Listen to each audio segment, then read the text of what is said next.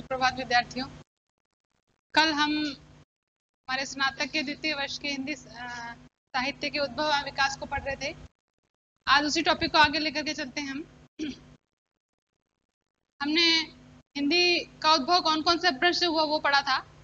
साथ में हमने ये पढ़ा था कि 3 अपभ्रंश है जिससे हमारी हिंदी का विकास है। शॉर्ट सैनी अपभ्रंश, मागधी अपभ्रंश और अर्धमागधी अपभ्रंश। और हम हमारी इससे पहले वाली क्लास में शॉर्ट सैनी अपभ्रंश से निकलने वाली 3 प्रमुख विभाषाएं, पश्चिमी हिंदी, पहाड़ी और राजस्थानी, इन 3 का अध्ययन कर चुके थे। और पश्चिमी हिंदी से निकलने वाली प्रमुख बोलियां ब्रज, बुंदेली, कन्नौजी, बांगरू और खड़ी बोली, 5 की चर्चा कर चुके थे। और इसके साथ ही ब्रज की व्याकरणिक विशेषताओं और भारत के कौन कौन से भूभाग में बोले जाती है ये, यानी कि ब्रज का क्षेत्र, ब्रज बोली का क्षेत्र, इन सभी का अध्ययन कर चुके थे। आज उसी श्रृंखला में हम आगे चलने वाले हैं। देखिए, सवाल 2 तरह के पूछे जाते हैं। या तो आपके इस तरह का सवाल आएगा कि ब्रज की व्याकरणिक विशेषताओं को बताइए या ब्रज बोली का क्षेत्र बताइए। तो बड़ा छोटा सा सवाल है, हम कल इसको कर चुके हैं। अब इसके अलावा यदि ऐसा आता है कि पश्चिमी हिंदी की बोली की विशेषताओं को बताइए या पश्चिमी हिंदी की विशेषताएं बताइए, सीधा ही विभाषा पे सवाल कर दिया उन्होंने कि पश्चिमी हिंदी की विशेषताएं बताइए, तो खास करके आपको 2 बोलियों को याद करना पड़ेगा। पहली है ब्रज और दूसरी है आपकी खड़ी बोली। इन 2 की जो व्याकरणिक विशेषताएं हैं उसमें वे सभी विशेषताएं आ जाती है जो पश्चिमी हिंदी की विशेषताएं। बड़ा सवाल इस तरीके से आता है कि पश्चिमी हिंदी और पूर्वी हिंदी की विशेषताओं में अंतर बताइए। पश्चिमी हिंदी या पूर्वी हिंदी की विशेषताओं की चर्चा कीजिए।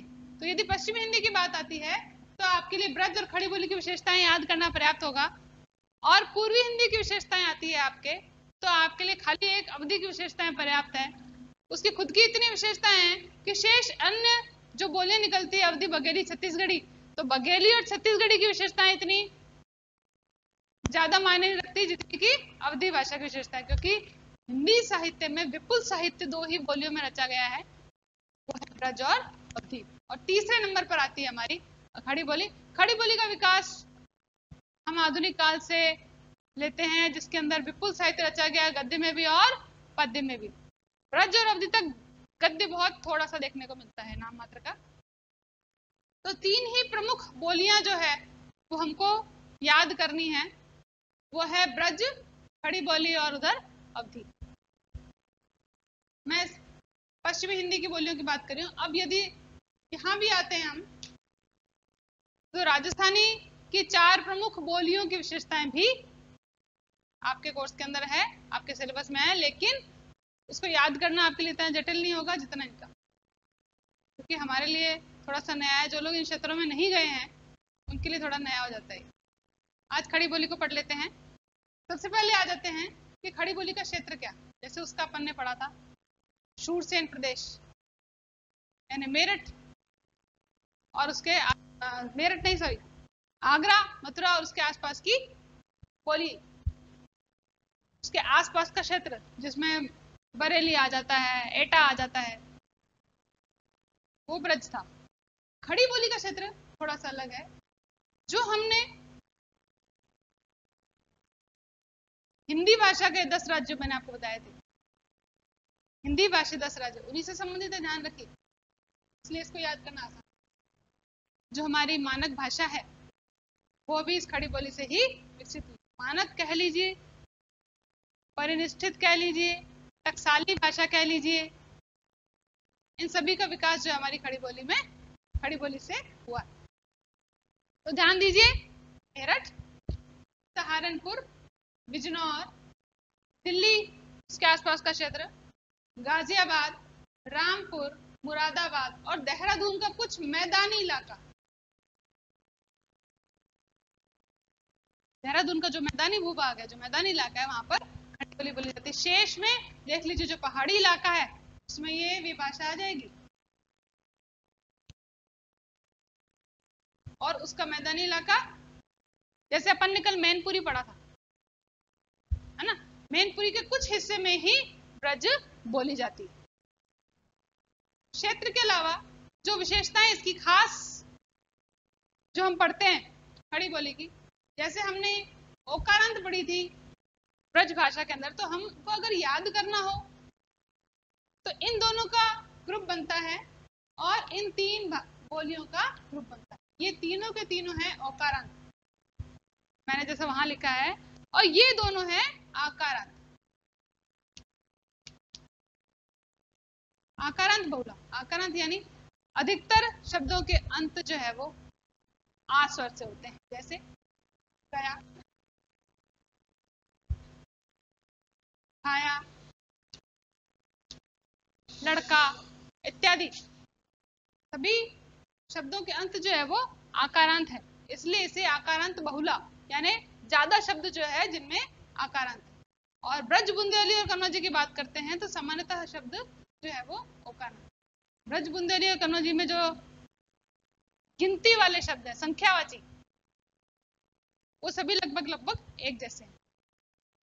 बांगरू जिसे हम हरियाणवी भी कहते हैं, और खड़ी बोली जिसे हम कौरवी भी कहते हैं। कौरवी किसने कहा, आपके लिए याद करना बहुत जरूरी है, क्योंकि परीक्षाओं में बहुत बार पूछा गया कि खड़ी बोली का दूसरा नाम बताइए, तो कौरवी।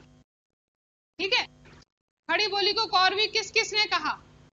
पहला नाम है राहुल सांकृत्यायन, राहुल सांकृत्यायन, और दूसरा नाम है सुनीति कुमार चैटर्जी, सुनीति कुमार चैटर्जी। तो सवाल घुमा के इस तरह से पूछ लेते हैं कि सुनीति कुमार चैटर्जी और राहुल सांकृत्यायन ने खड़ी बोली को दूसरा नाम कौन सा दिया है, या फिर खड़ी बोली को कौरवी नाम किसने दिया है? ठीक है, कुरुक्षेत्र प्रदेश की भाषा होने के कारण इसे कौरवी नाम दिया गया राहुल जी द्वारा। ये सवाल भी एक छोटा सवाल बनता है, इसलिए मैंने यहाँ पे एक कभी कभी छोटे सवाल के रूप में किसी एक बोली से पूछ लिया जाता है, तो हमारे लिए ये भी इम्पोर्टेंट है। और राहुल जी और सुनीति कुमार चैटर्जी का नाम भी आपके लिए जरूरी है, क्योंकि प्रमुख हिंदी भाषा वैज्ञानिक, हिंदी भाषा आलोचक या साहित्यकारों के अंतर्गत इनकी गिनती होती है। तो ये नाम आपके लिए नए नहीं होने चाहिए, इन नामों का आपके लिए सुना हुआ होना चाहिए, क्योंकि बार बार जब हम राष्ट्र साहित्य पढ़ेंगे तब भी प्रमाणिकता में इसका नाम आएगा, सुनीति कुमार जी। और जितना भी हम नाथ और सिद्ध साहित्य पढ़ेंगे उसमें राहुल जी का नाम बार बार सुनने को मिलेगा, इसलिए ये नाम आपके लिए नए नहीं होने चाहिए, इसलिए प्रारंभ से ही इन नामों की चर्चा करते रहें तो हमारे लिए अच्छा होगा। आकारांत बहुला है। दूसरा, इसमें व्यंजन द्वित्व की प्रणाली है, व्यंजन द्वित्व। व्यंजन द्वित्व यानी हम एक व्यंजन को एक आधा और एक पूरा करके उस शब्द को बनाते हैं, जैसे खट्टा, आधा टा, मिठा।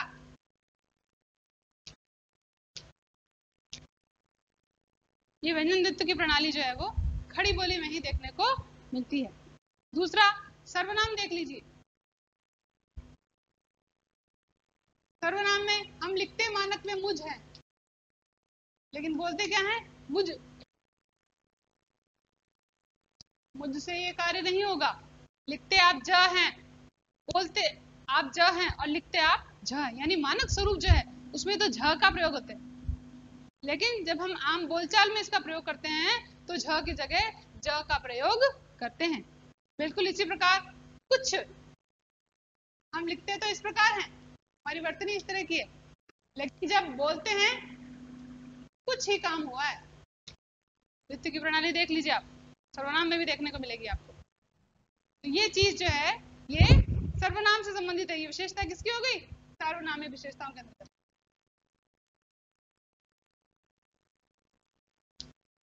सार्वनामिक विशेषता।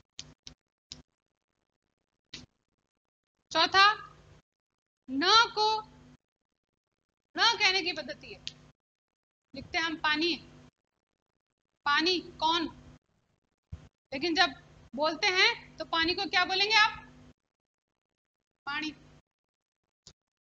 कौन आया था?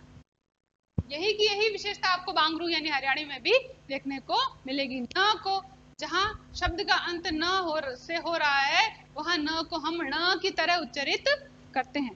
अगला है, इसमें कुछ दूसरी भाषाओं के शब्दों की बहुलता आ चुकी है, जैसे तुर्की, अरबी,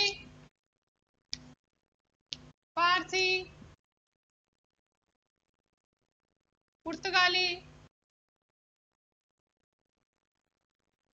इत्यादि बहुत सी भाषाओं के शब्दों को खड़ी बोली ने वैसे का वैसा ग्रहण कर लिया है। इसीलिए दो प्रकार के रूप मिलते हैं इसके। एक तो मिलता है तत्सम प्रधान रूप। तत्सम प्रधान रूप किस प्रकार का?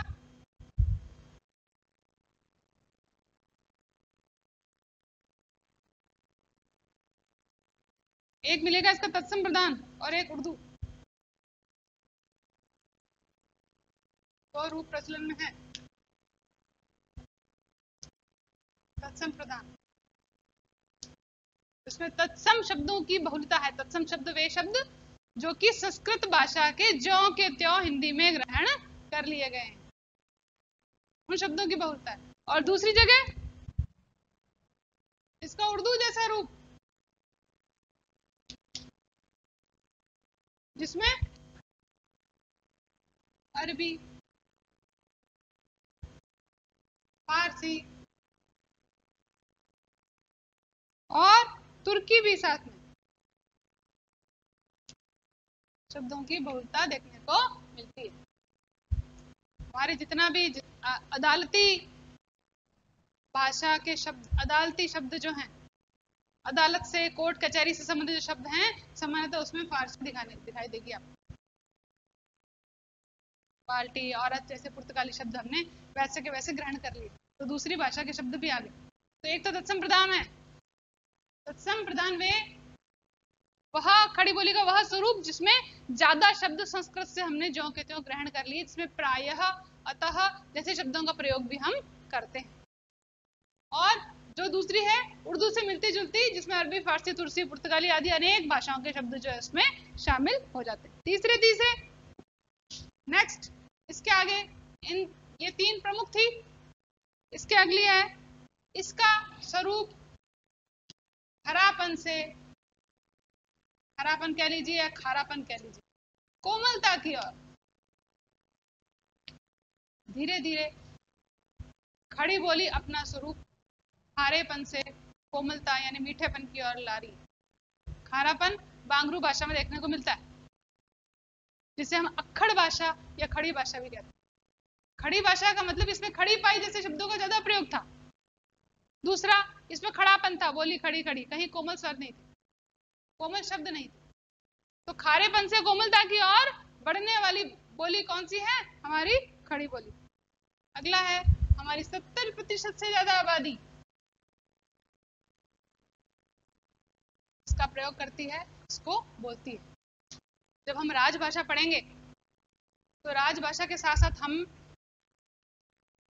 इसके मानक स्वरूप को भी पढ़ेंगे। राजभाषा जो हमारी राजकार्य की भाषा है, जो संविधान द्वारा वर्णित है, सरकारी कामकाज की भाषा, वही राजभाषा है। जो हमारे संविधान के भाग 17 अध्याय 1 अनुच्छेद 343(1) में वर्णित है, उसकी चर्चा हम बाद में करेंगे। पहले इन शेष बोलियों की चर्चा होगी। आज की क्लास हमारी यहीं समाप्त होती है। Thank you.